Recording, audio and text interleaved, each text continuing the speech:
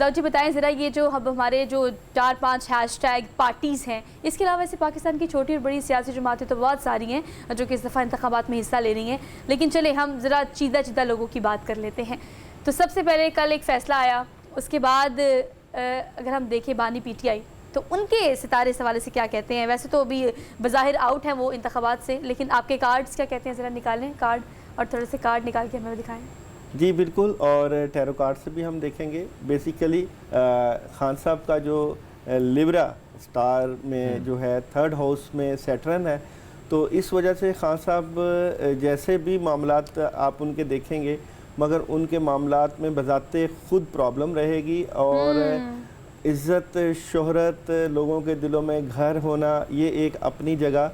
लेकिन जब 3rd house में, लिब्रा के 3rd हाउस में ज़ोहल हो तो वहाँ पे नुकसान हो सकता है। तो खान साहब अपने कैरियर का काफ़ी ज़्यादा मज़ीद नुकसान कर सकते हैं। भी होगा। तो कार्ड भी देखते हैं खान साहब के पोजीशन से मुतल्लिका कि खान साहब की करंट पोजीशन क्या है और आगे जाके क्या होगी। टैरो कार्ड क्या कहते हैं, तो 3 कार्ड की एनर्जी से देखते हैं। और इसके बाद मेरे ख्याल से जो हमारी पब्लिक है ना, वो भी अपने सवाल इस हवाले से तैयार कर लें कि आपके जो है आप कार्ड निकालें, कार्ड निकालें, क्योंकि आप कार्ड निकाले थे इसलिए मैंने बोलना शुरू कर दिया कि ज़रा हमारी जो आवाम है वो जानना सब कुछ चाहती है, और उनके मुताबिक भी कौन सा सियासतदान जो है वो इस दफ़ा इंतखाबात में कितनी पावर के साथ अपना जो पावर शो करेगा, ये भी देखना बहुत ज़्यादा ज़रूरी है। देखते हैं जी खान साहब की करंट एनर्जी क्या नज़र आती है। तो करंट एनर्जी में खान साहब जो है, क्योंकि तीसरे कार्ड को देखना है, तो खान साहब के साथ प्रेशर है, चीटिंग है, प्रॉब्लम है, टेंशन है। बिलाशुबा खान साहब जो है इस वक्त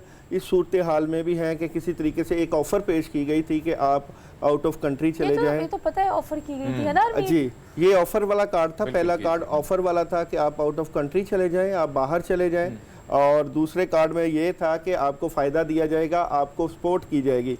लेकिन खान साहब ने क्लैरिटी दे दी इस बात की कि मैं नहीं बाहर जाऊंगा और मैं कैद में ही रहना पसंद करूंगा। ये कैद का कार्ड है और पकड़े जाने का, और खान साहब ने इसके ऊपर फैसला महफूज किया कि मैं ऐसा कोई रिस्क नहीं लूँगा कि अगर मैं बाहर जाऊँ या यहाँ पे रह के बगैर किसी मामले के निगोशिएट करूं। तो खान साहब ने बात मानने से इनकार किया, जिसकी वजह से खान साहब अभी के जो है वो जेल में रहेंगे, और सूरत हाल में खान साहब की एनर्जी जो है वो नेगेटिव मेरे ख्याल से अब हमें ना स्विच करना चाहिए बिलावल भुट्टो जरदारी पे। वो इसलिए क्योंकि अपनी अगर हम इलेक्शन कैंपेन की बात करें, आप कार्ड्स निकालें तब तक, तो हरमीत इलेक्शन कैंपेन्स की अगर हम बात करें, सबसे पहले जिसने इलेक्शन कैंपेन शुरू की थी ना वो है बिलावल भुट्टो जरदारी, और बड़े जोरों शोर से उन्होंने लाहौर में अपनी टीम। मैं वैसे सोच रहा हूँ कि बहुत सारे ऐसे प्रोग्राम जब होते हैं दीगर ममालिक में, तो वहाँ पे जब बात की जाती है मुख्तलिफ सेलिब्रिटीज़ की जाती है, लेकिन हमारे मुल्क में अनफॉर्चुनेटली हमारे सेलिब्रिटीज़ सारे पॉलिटिशियन ही बने हैं जिन्होंने कख नहीं किया इस मुल्क के लिए। लेकिन उनका सुनना भी, उनके बारे में जानना भी बड़ा ज़रूरी है। आप दुरुस्त फरमा रही कि बिलावल भुट्टो साहब ने जिस तरीके से कैंपेन शुरू की और बड़ी तेज़ी से, नौजवान है और बड़ा एक्टिव है, उनका रोल है, चाहे वो पंजाब में खैबर पख्तूनख्वा में रहा है, लेकिन बहुत सारी चीज़ें जो कही जा रही है कि क्या वाकई हालात बदल सकते हैं। दाऊद जी, कहा जा रहा है कि शेरवानी जो है बिलावल भुट्टो के लिए भी तैयार की गई है, क्या लगता है? बताएं जनाब उनकी शेरवानी। बिल्कुल, आपने बिलावल के बारे में बात तो की, लेकिन बिलावल के ऊपर इतना ज़्यादा बर्डन हो सकता है कि वो शायद वज़ारत उज़्मा का प्रेशर बर्दाश्त ना कर सके, क्योंकि ये जो पहला कार्ड है बिलावल भुट्टो का, वो ये है कि बहुत सारी जिम्मेदारियां, प्रेशर, शुरुआत वो करना चाहते हैं नई ज़िंदगी का वज़ारत उज़्मा के तौर पे, और बहुत बड़े बड़े फ़ैसले करना चाहते हैं। लेकिन यहाँ पे दरमियान में एक डेथ कार्ड मौजूद है। वो ये बात नज़र आती है कि गवर्नमेंट बनाने में तो शायद बिलावल किरदार अदा करें, लेकिन अगर आप ये कहते हैं कि बिलावल जो है वज़ारत उज़्मा की तरफ चले जाएंगे, तो वहाँ उनको बहुत बैलेंस करना पड़ेगा। तो यहाँ पे सूरत हाल थोड़ी सी बैलेंस ही करना होता है, वैसे चल नहीं पाता, मुश्किल होता है। तो मुश्किल बिलावल के लिए मुश्किल नज़र आ रहा है कि अगर वज़ारत उज़्मा में अगर उनको किरदार दिया जाए तो बिलावल संभाल पाएंगे कि नहीं। तो यहाँ पे सूरत हाल ये ही नज़र आती है कि बिलावल के लिए वज़ारत उज़्मा को संभालना मुश्किल होगा। अच्छा चलें, ये वाली बात अब ठीक है दाऊद साहब। एक और चीज है, जाहिर बात है दो सीनियर, क्योंकि जाहिर बात है कि उनका भी बड़ा ख्वाहिश है ना, ख्वाहिशात का अंबार है भाई साहब, हमने सदर बनना है, हमने वज़ीर आज़म बनना है। अब आपसे जानना चाहेंगे भाजी, नवाज शरीफ साहब तैयारी करके आए, लंदन से कुछ चीजें बटन शटन भी मंगवाए हैं, तो आपको क्या लगता है कि आया इस उम्र में वज़ीर आज़म के मनसब पर वो बैठ सकेंगे और इसके बाद फिर जरदारी का कार्ड प्ले कीजिएगा? सर कार्ड तो वो प्ले करते रहते हैं दीगर पार्टियों के हवाले से। देखिए, नवाज शरीफ साहब की अगर मैं बात करूं, यहाँ पे मौजूदा पोजीशन में जो नवाज शरीफ साहब हैं, इनके जो थर्ड हाउस में है जो जोहल बैठा हुआ है, ये इक़्तिदार की अलामत नज़र आता है। ओके।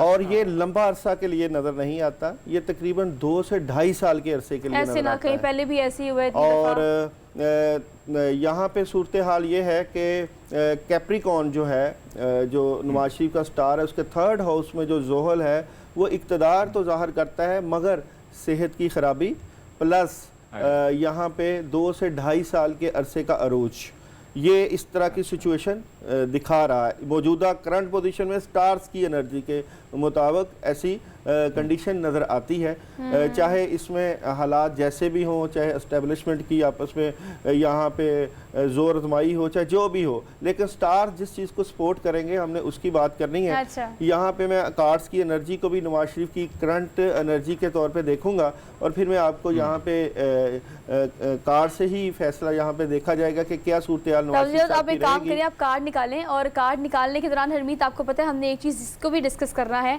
ऑल दो कि हर जगह डिस्कस हो रही है कि हम नवाज शरीफ को चौथी दफ़ा वज़ीर आज़म बनाने के हवाले से रास्ता बिल्कुल क्लियर है, all set to go. But अगर हम बात करें शहबाज शरीफ की, तो एक सवाल ये भी आवाम के जहन में है कि नवाज शरीफ या शहबाज शरीफ, क्योंकि विड्रॉ करने की बातें भी ऑन एंड ऑफ हमारे कानों में पड़ती रहती हैं, तो हम उसको सुनते रहते हैं। तो ये वाली जो है ना सिचुएशन, इसमें कार्ड आपकी बात दुरुस्त है कि मोटर यानी इस रास्ते को हमवार करने के लिए शहबाज शरीफ ने बहुत ज़्यादा काम किया है, और फिर रास्ता हमवार हुआ तो नवाज शरीफ साहब आए, और हालात वाकई में ऐसे लग रहे हैं साजगार ही हैं, क्योंकि उत्ते गल हो गई है ना, तो जब उत्ते गल हो जाती है तो फिर बहुत कुछ ही मामला ठीक हो जाते हैं। भाजी दाऊद जी, है ना दाऊद जी? बिल्कुल आपने सही कहा। यहाँ पे मैंने जब नवाज शरीफ साहब के टैरो किए, उनके कार्ड निकाले, तो पहला card he queen of cup. तो यहाँ पे सूरत हाल ये है कि नवाज शरीफ के साथ डील तय है, सिचुएशन तय है, लेकिन मैं आपको ये बात भी बताता जाऊं कि ये इतना आसान काम नहीं है नवाज शरीफ साहब के लिए गवर्नमेंट करना, बहुत मुश्किल और प्रेशर होगा, क्योंकि ये सेकंड कार्ड जो है, परेशानी तो नवाज शरीफ साहब को भी लगेगी। और जिस सिचुएशन में नवाज शरीफ साहब इलेक्शन जीतना चाहते हैं, या जिस सिचुएशन में नवाज शरीफ साहब इक़्तिदार की कुर्सी पे बैठना चाहते हैं, वो इतना आसान काम नहीं है उसको बर्दाश्त करना, या जितनी उनको तनकीद का सामना करना पड़ेगा, क्योंकि थर्ड कार्ड में यहाँ पे बड़ा प्रेशर, बड़ी तनकीद और बड़ा फैसला। तो इक़्तिदार तो वो ले लेंगे, लेकिन इस इक़्तिदार को इतना मामूली ना समझें, क्योंकि यहाँ पे जो बड़े बड़े फैसले करना पड़ेंगे, बड़ी बड़ी सिचुएशन में उनको कामयाबी मिलेगी, मगर और जो है रिएक्शन होगा। अवाम इतना बहुत ज़्यादा डीपली साथ नहीं दे रहे नवाज शरीफ साहब का, कांटे होंगे, कोयले होंगे, तो रुकावटें होंगी। वो कहते हैं ना कि ये फूलों की सीज नहीं बल्कि कांटों का जो है वो मंजर पेश करेगा नवाज शरीफ साहब के लिए इक़्तिदार। हाँ, अगर एक बात है कि अगर इनको 2 या 2.5 साल का जो वक्त दिया जाएगा, उसमें ये बड़े बड़े फैसले अगर कर लें, अपने ऊपर जो इनके ऊपर इल्ज़ामात या प्रेशर या किसी भी चीज़ की, अगर आवाम को ये एक बहुत बड़ी सहूलत दे दें, आवाम को के लिए जो इतना बड़ा प्रेशर है, कर्ज़ों का प्रेशर, महंगाई का प्रेशर, अगर रिलीज़ कर दें तो बहुत आसानी, लेकिन इतनी आसानी से इनको गवर्नमेंट करने दी नहीं जाएगी। दाऊद जी, एक और चीज़ सोहा, आपने देखा होगा